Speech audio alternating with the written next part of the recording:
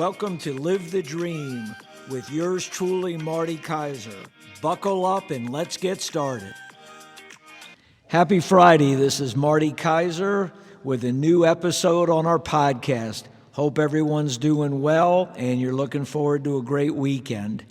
Wanted to go over some additional follow-up to our podcast last week and also go over some new information as well for you.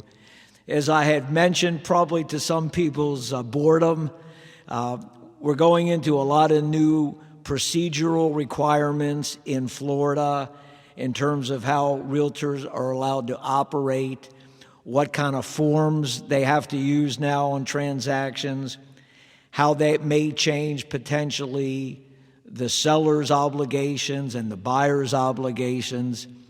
And it's a big change. As I mentioned to you last week, a lot of it has me scratching my head a little bit in terms of the logic behind it, but nonetheless, that's the environment that we're in, so we have to best adapt to it and not only make sure that everybody fully understands what is required, but also how we can continue to give our customers the most maximum and expert representation without sacrificing any of the quality that we always do. So let me kind of go over with you a few things that started this past Tuesday, August 6th.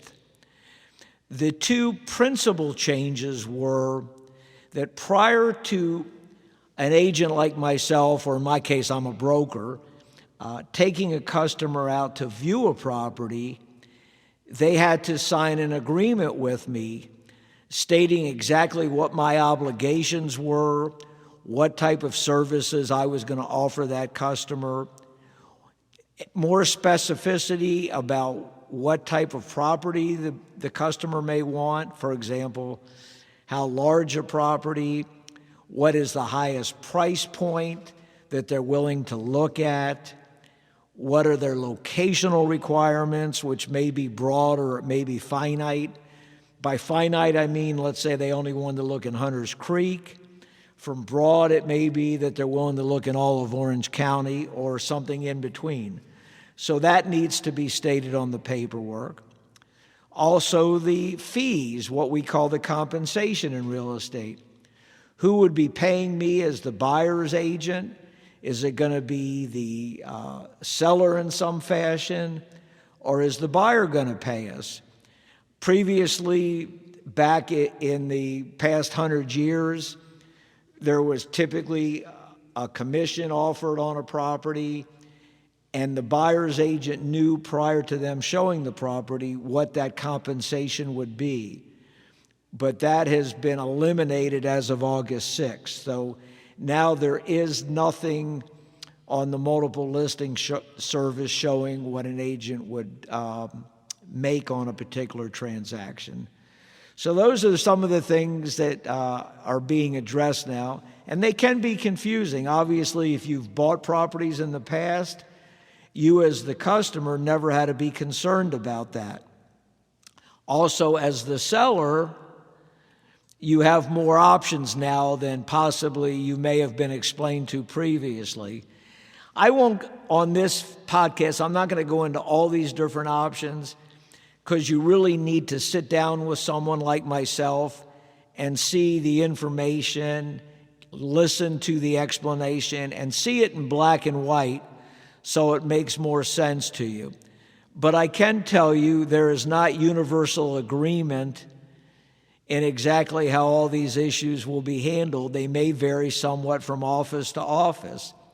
Last night, for example, one of the agents in my office wrote up a cash transaction, a very solid offer, what we call a clean offer in the business, so there was little, if any, objectionable language to the seller. But this particular brokerage had some very specific requirements on how they wanted an offer presented. From my perspective, I didn't see the logic of what they were requiring, but nonetheless, it wasn't illegal. So if we were going to represent our customer on that property, we were going to have to conform to their requirements, providing our customer agreed and understand exactly why they were requiring things. It would be a lot more understandable if everybody kind of followed the exact same components to transacting real estate, but of course that's not happening. So as I mentioned last week, these things are probably going to change a number of times during the first 6 to 12 months. The forms are going to change. Maybe the legal requirements may change. Maybe some unanticipated problems that cropped up, they're going to have to be addressed. What it's certainly going to do, I can tell you, is a couple things. It's going to make the quality agents work harder, go to greater lengths to make sure there's no misunderstandings, probably are going to be working longer hours. And like last night on this transaction, we were back and forth on the phone till 11 p.m. Well, I can tell you that I don't think too many people in the workplace work till 11 p.m. But in our case, we will do whatever we have to do to represent our customers properly and professionally and exceed their expectations. You know, one of the things that I always like to compare when you're talking about compensation and what people do in other industries, for example, when you're comparing, I think there's a perception by a percentage of people that people in the real estate business are overpaid. And obviously that's a sensitive topic because nobody wants to be accused of being overpaid. I know myself, I take a lot of pride in what I do, and obviously I want to support my family in a comfortable lifestyle, but money is always secondary to me, always has been, always will be. I feel that if I provide the services that I promise people, it's going to pay me back tenfold. Not only am I going to get satisfied customers, but I'm going to get a lot of referrals, which are the bulk of my business. And so I really don't worry about how much I make on an individual deal, because I know at the end of the day, if I do the things that I guarantee people, I'm going to have plenty of business, and accordingly, I won't have to worry about the compensation that I make. I'll give you a couple examples, though. Everybody at some point in their life has probably gone to the doctor, or they've had to hire a lawyer for one reason or another. Well, I don't know of too many doctors or lawyers that make what I call house calls.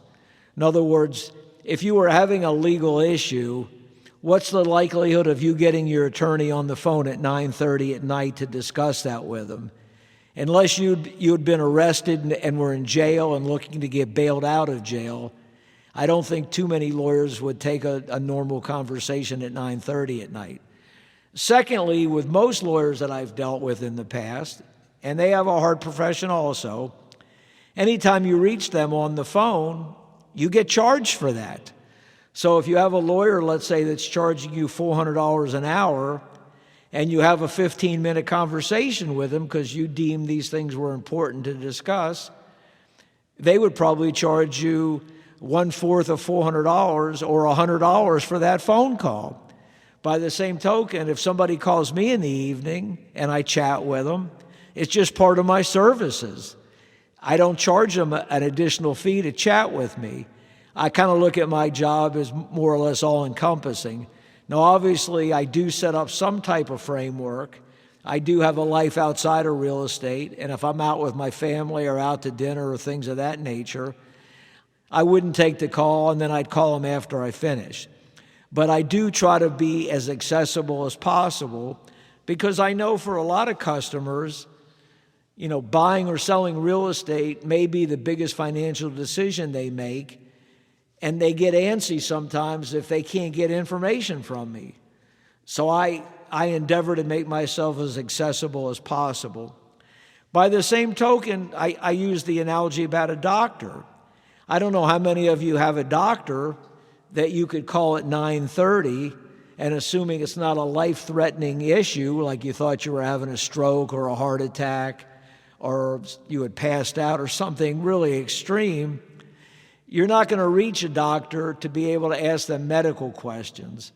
You're going to have to contact your doctor during business hours.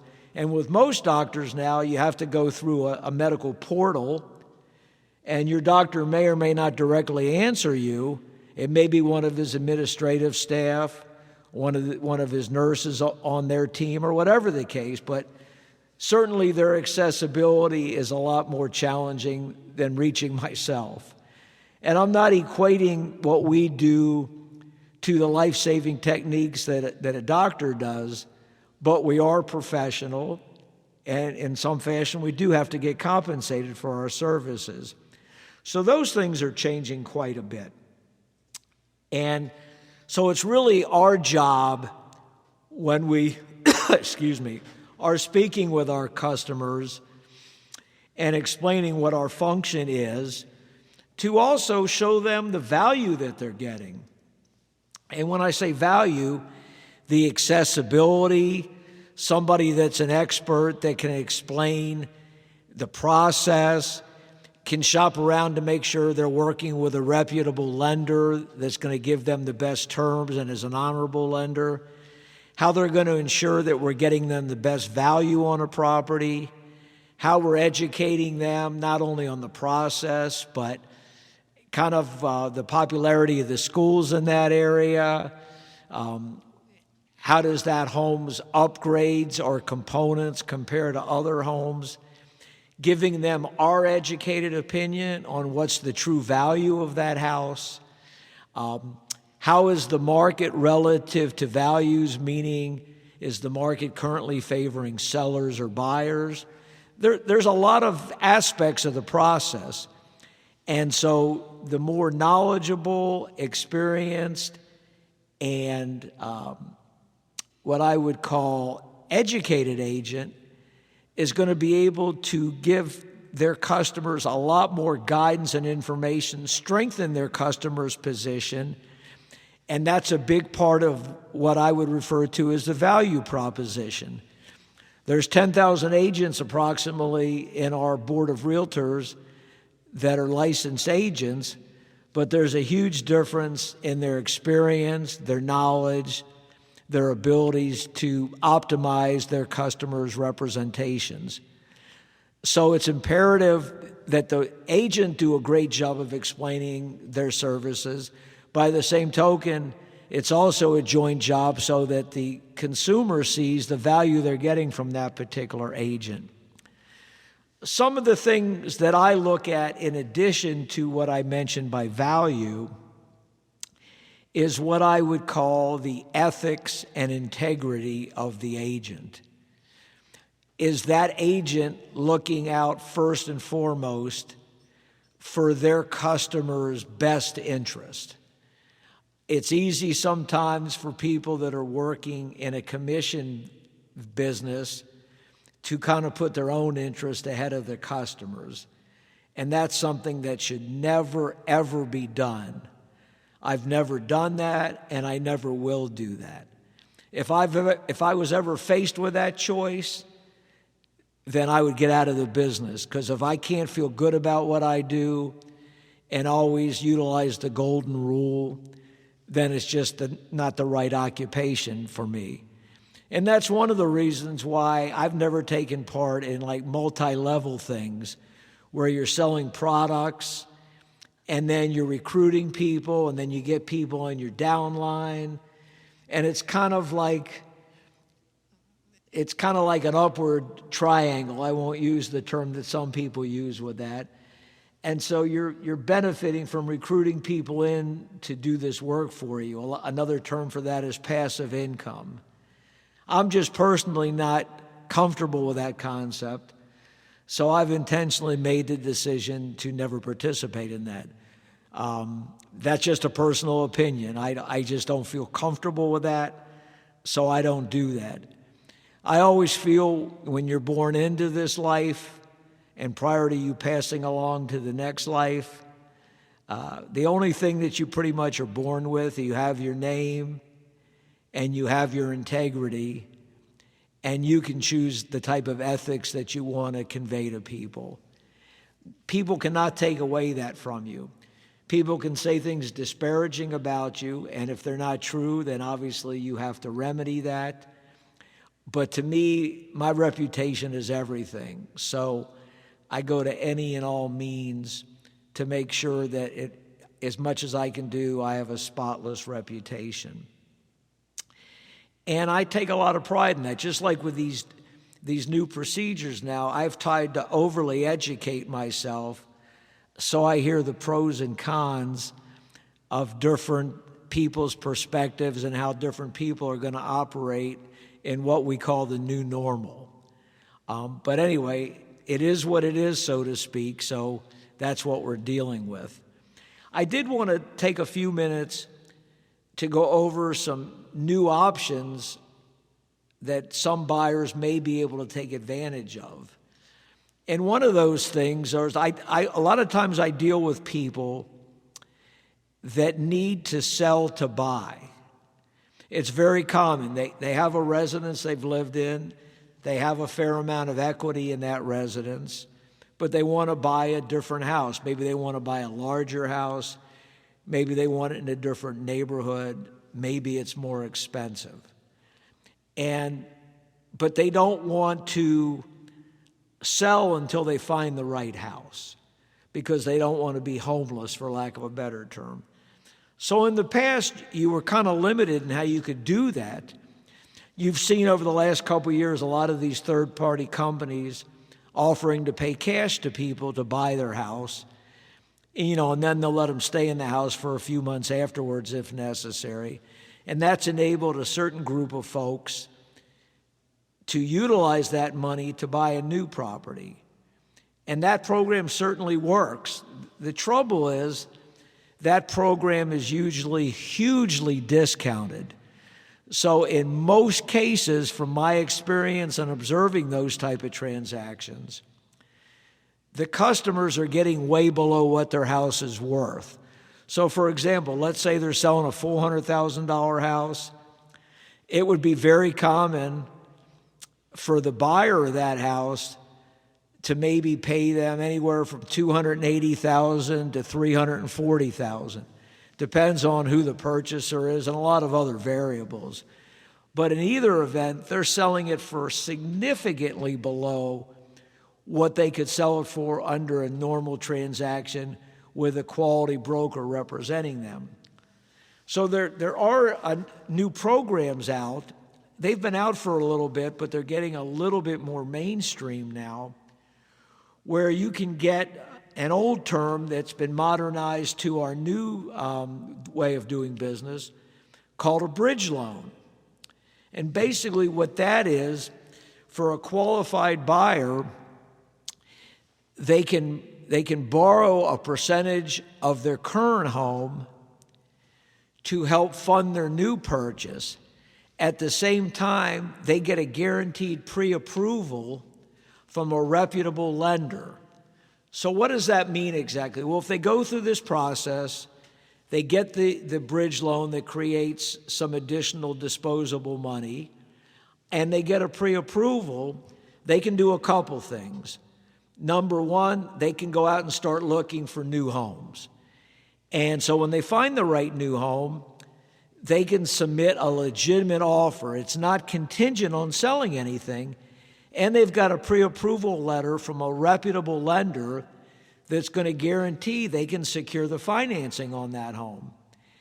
And then at a point that's comfortable for that customer, they can put their house for sale and get market value for it. It's a pretty streamlined process.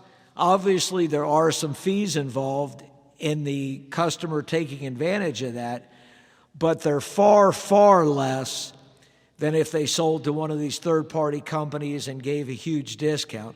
It's basically, for lack of a better term, kind of a convenience fee for that customer. They also can do something else. We've all known people that have a house with what they call great bones. It's in a great neighborhood. It's in a school system that's desired. But maybe the people have had a bunch of pets or they've had a lot of kids. and the house has kind of gotten run down a little bit. Maybe the house needs new flooring, maybe it needs to be completely painted, maybe it needs a new roof, things that are not inexpensive. Well, with these new programs, again, if the customer qualifies, they can utilize part of that money I was mentioning to do these improvements. And the great thing about that is not only is that going to make their house more sellable, the house is going to sell quicker, and it's going to sell for a higher price. And that customer is still able to buy the new house before they sell their old house. So these are some great advancements, because as business gets more complicated, some of the lenders are trying to come up with programs that are more user-friendly to potential customers.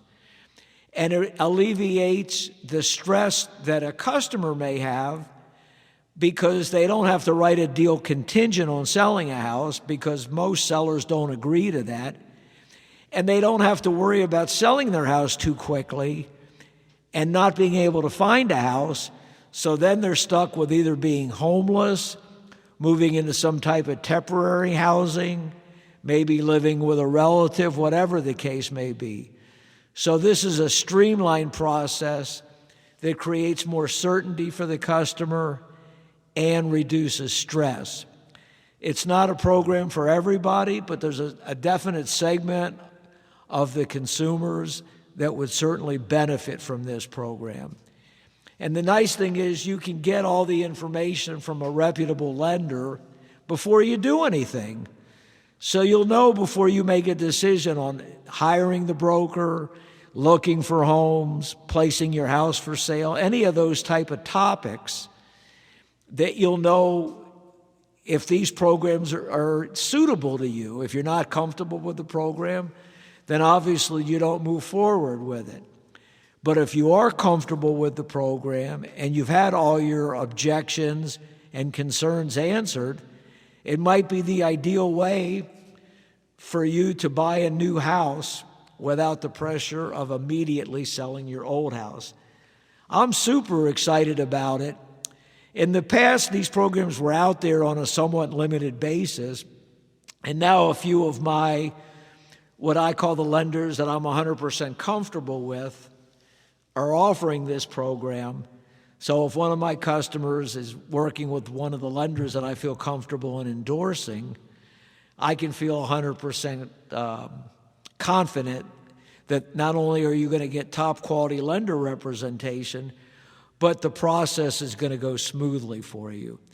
And one of my objectives when I transact real estate on behalf of a customer is I want it to be as stress-free as possible. There's always going to be things that come up because something unexpected always happens, but I try to minimize those events. I try to prepare my customers for any and all eventualities. And I try to make it stress-free for everybody. And I always use this analogy.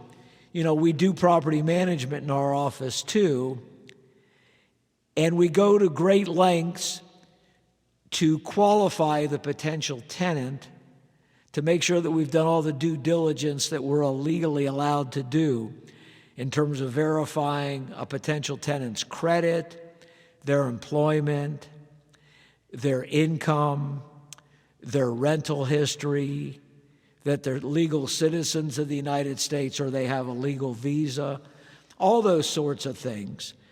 Because we don't want to place somebody in a home that we potentially could have big problems with, because we know it's always harder to get somebody out of a house once they're in there. And so it's a lot of stress and aggravation for our owner-landlord, and it's a lot of stress and aggravation for us as the property management and the real estate company. So it's to everybody's benefit for us to do the proper screening up front.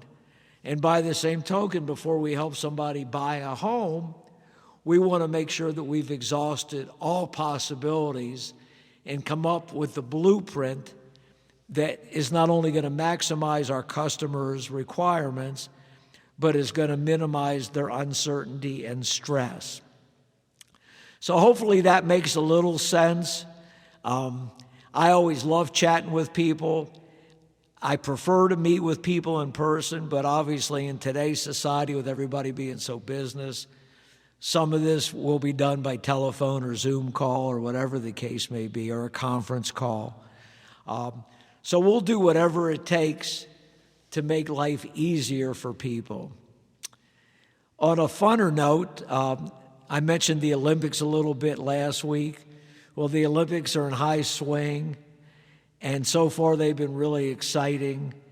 I think the people that I had mentioned last week, like Simone Biles and Michelle Ledecky in swimming, they've met or exceeded expectations. They've done not only a phenomenal job with their performance and athleticism, but they've represented the United States in a quality fashion.